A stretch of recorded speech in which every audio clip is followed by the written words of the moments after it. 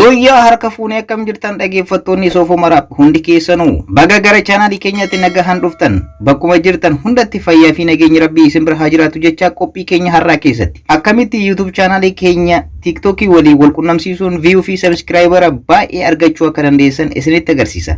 Egaa karaalee yookaan tooftaalee baay'eetu jira YouTube keessan yeroo gabaabaa keessatti guddifachuuf keessattuu YouTube keessan social media le adda yookaan miidiyaalee hawaasaa hunda wal qunnamsiisuun yeroo gabaabaa keessatti YouTube keessan guddifachuun tooftaa hunda irra baay'ee barbaachisaa ta'ee fi bakka yaadne gahuuf nu gargaarudha. Egaa social media baay'eedhaan yeroo wal qunnamsiifta YouTube keessan carraan isin view fi subscriber baay'ee argachuuf qabdan baay'ee bal'aadha jechaadha. Kanaafuu isin qarqara yookaan isin fayyada jedhee kan har'a qabadhee dhufe akkamitti YouTube channel keessan TikTok keessa yookaan TikTok wajjin wal qunnamsiisuudhaan view fi subscriber baay'ee karaa ittiin argachuu dandeessanidha jechaadha. Egaa TikTokiin social media yeroo ammaa kana bal'inaan hawaasa bal'aa biratti itti fayyadama bal'aa qabuu fi hawaasa biratti illee fudhatama baay'ee qabudha TikTokiin kun yeroo ammaa kana namoota miliyoona lakkaa'amanidha kan itti fayyadamaa jiran hawaasni keenyas baay'een isaa itti fayyadamaa jira. Egaa TikTok kana wajjin YouTube keessan illee wal qunnamsiisuudhaan view fi subscriber baay'ee argachuu ni dandeessu jechaadha dhaggeeffattoota kan koo. Hanga dhuma qophii kootti yookaan wajjin turtan ta'ee karaa kanatti fayyadamtan YouTube keessan yeroo gabaabaa keessatti karaa ittiin guddifachuu dandeessan isinitti agarsiisa. Egaa warroonni chaanaalii kanaaf haarawaa taatan subscribe ta'uun maatii chaanaalii keenyatti dabalama. Egaa yeroo gabaabaa keessatti chaanaaliin keenya subscriber 5,000 guutee jira. Egaa baga gammadan wajjin baga gammane nama 5,000 geenye jira dhaggeeffattoota kan koo. Egaa warroonni asirratti na qarqaaruudhaan yaada adda addaa na kennuudhaaf na qarqaartan hunda baay'ee tokko galatoomaa isinii jechuu barbaada. Kana caala guddachuudhaaf wal qarqaarree wal taanee akka guddannu abdiin qaba. Baay'ee tokko galatoomaadha isinii jechuu barbaada. Nama 5,000 dabarree jirra jechuudha dhaggeeffattoota kan koo. Hedduu isin galateeffadha. Naaf jiraadha isinii jechuu barbaada. Egaa chaanaalii keenya argachuudhaaf baay'ee tokko salphaadha. YouTube keessan keessa seentanii bakka search barii kana irratti Soofumar app jettanii yoo barreessitan salphamatti jalqaba irratti isinii dhufa jechaadha dhaggeeffattoota kan koo. Salphamatti asirratti ni argattanii Soofumar app kana irratti okay jettanii Egaa haala kanaan isinii bana dhaggeeffattoota kan koo keessa yeroo seentan subscribe gochuu hin dagatinaadha. Egaa mallattoo notification kanallee all irra gochuudhaan maatii keenyatti dabalamaa isinii jedha. Egaa viidiyoowwan baay'ee hojjedhee jira keessa seentanii ilaaluu ni dandeessanii. Keessattuu YouTube'dhaan waan wal qabate baay'ee viidiyoo bal'aatu hojjedhee jira. Hundi keessanuu ilaaluu ni dandeessanii irraa barachuus ni dandeessanii. Yeroo baay'ee ijoolleen baay'een karaa keessaatti warroonni na gaafatan YouTube channel kan koo keessa seentanii viidiyoo kanneen yoo ilaaltan YouTuber baay'ee cimaa ta'e ta'uu ni dandeessu. Sababni isaa viidiyoo YouTube'dhaan wal qabanne karaa ittiin guddifachuu dandeessan waa hunda asirraa argachuu dandeessanii jalqabarraa jalqabdanii hamma monetize gotaataniitti illee viidiyoo hunda as keessaa argachuu dandeessanii bifa playlistiin illee isiniif kaa'ee jira asirraa itti fayyadamuu hin dagatinaadha. Egaa gara qophii keenyatti sun darbin dhaggeeffattoota kan koo chaanaala nama kanaati wal isin barsiisuu barbaada. Mucaan kun Suraafeeloo jedhama. YouTube chaanaalii isaallee Suraafeeloo jedha.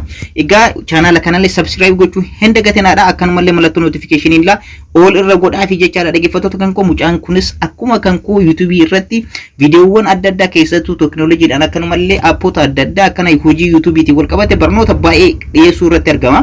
Egaa mucaa kanallee naaf jabeessuu hin dagatinaadha. Chaanaalli isaallee Suraafeeloo jedha. Linkii isaa description jala isiniif kaa'ee jira. Achirra seenuudhaan maatii isaa ta'uudhaan isarraallee waa baay'ee barachuu ni dandeessanii. Nama lafaa dhufaadha. Ganaa baay'ee barnoota baay'ee qabatee isiniif dhiyaachuu irratti argama.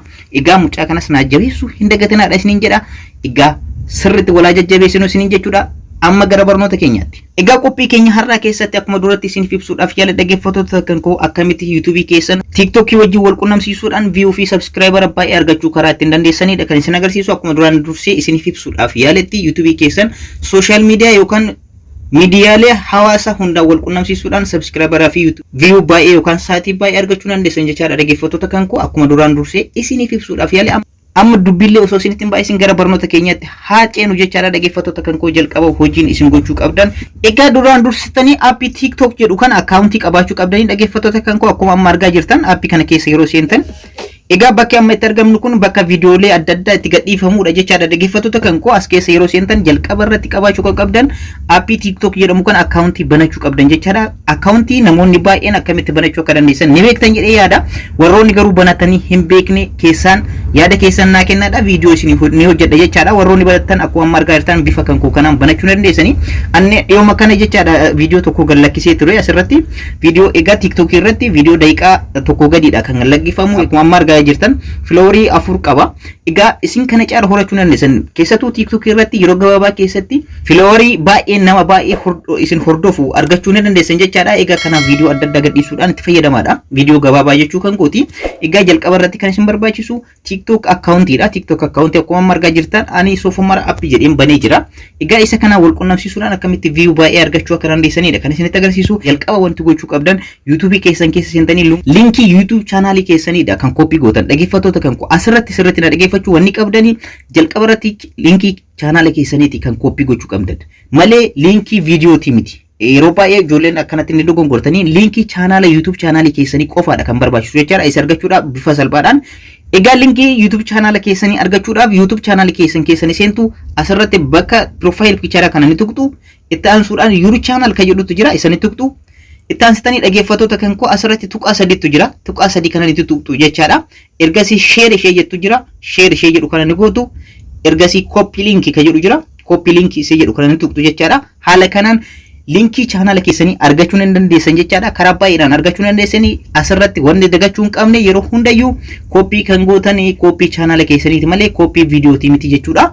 Egaa linkii channel keessanii erga copy gootanii booda amma gara appichaatti deebina. Egaa amma TikTok keessanii seena jechaadha. TikTok keessanii seentanii yeroo jalqaba seentan viidiyootu isin dhufa jechaadha. Dhaggeeffattoota kan koo asirratti kana keessa settingiin nu filannu home, discover, inbox fi me bakka jedhutu jira. Egaa me bakka jedhu kana keessatti okeettan.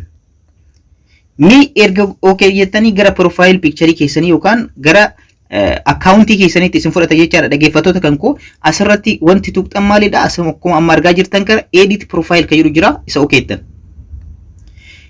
Egaa bifa kanaan isin bana jechaadha. Dhaggeeffattoota kan koo bakka kanarratti wantoota profile keessan edit gochuuf suuraa keessan jijjiiruu maqaa accountii keessanillee jijjiiruu ni dandeessanii asumarratti akka argaa jirtan Instagram እና YouTube kan jedhu jira. Dhaggeeffattoota kan koo yeroo bira Instagram keessa wajjin akkamitti YouTube wal qunnamsiisuu akka dandeessanii fi TikTok illee Instagram keessa wajjin wal qunnamsiisuudhaaf filooral baay'ee argachuu akkamitti akka dandeessan isinitti agarsiisa. Har'a garuu YouTube dha waan ta'eef YouTube kanarratti add gochuudha jechaadha. Add YouTube to your profile kan jedhu jira. Isarratti okeettan. Egaa akkuma argaa jirtan dhaggeeffattoota kan koo emailii channel keessanii filadha isiniin jedha. Kanaaf iyyuu isinis emailota qabdan keessa emailii channel keessaniiti kan filattan jechaadha. Anama fakkeenyaaf ni filachiisa jira. Isa kan koo ni filadha jechaadha.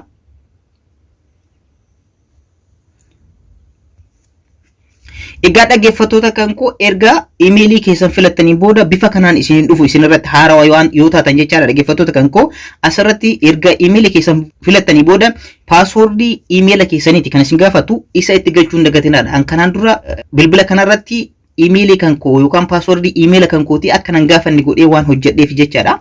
Kanaaf immediately fudhatee jira. Isinirratti garuu passwordii isin gaafata jechaadha. Step san asirratti argattanii isin garuu akkuma achirratti emailii keessan filattaniini passwordii isin gaafata. Passwordii emaila keessanii isa sirriitti galchitu jechaadha. Ergasii bifa kanaan isin dhufa jechaadha. Dhaggeeffattoota kan koo akkuma argaa jirtan view your YouTube accountidha.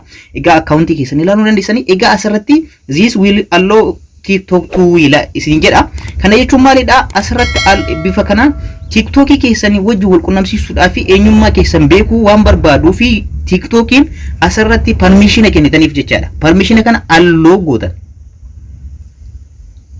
Egaa akkuma argaa jirtan dhaggeeffattoota kan koo YouTube bakka jedhu kanarra Sofomara app seenee jira jechaadha. Mee amma al tokkoof duuba deebinee asirratti akkuma argaa jirtan icon YouTube dhufee jira jechaadha. Dhaggeeffattoota kan koo icon YouTube namni tokko gara TikTok keessanitti erga dhufee booda profile keessan keessa yeroo seenu yookaan video keessan yeroo ilaalu profile keessan keessa seenee videoowwan keessan daawwata. Yeroo kana asirratti icon YouTube ni arga jechaadha. Akkuma argaa jirtan icon YouTube ni arga. Yeroo kana immoo gara YouTube keessanitti isin fudhata jechaadha. Wanti tokko asirratti isin himuu wanni barbaadu yeroo hunda video TikTok irratti galakkiftanii YouTube keessan irraa video keessan muraati daqiiqaa muraasa daqiiqaa tokko gad video ta'e hojjedhaadha. Ergasii immoo TikTok keessan irratti video san galakkisaati jala irratti immoo guutuu video kana ilaaluu yoo barbaadan linkii kanaan seenaa jedhaati linkii san jalatti barreessaadha.